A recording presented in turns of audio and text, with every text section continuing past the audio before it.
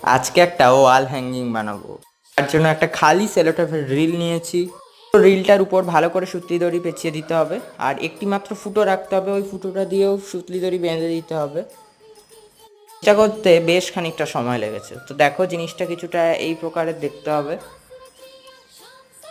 এর মেন বেসটা রেডি হয়ে গেছে। পর আমি একটা প্লাস্টিকের ছোট্ট পাখি নিয়েছি।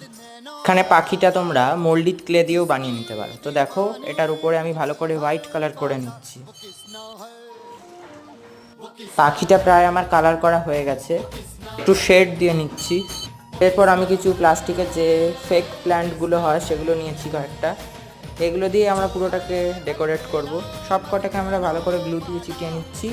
আর আমাদের ডেকোরেটিং আইটেম রেডি হয়ে গেছে ওয়াল হ্যাঙ্গিং।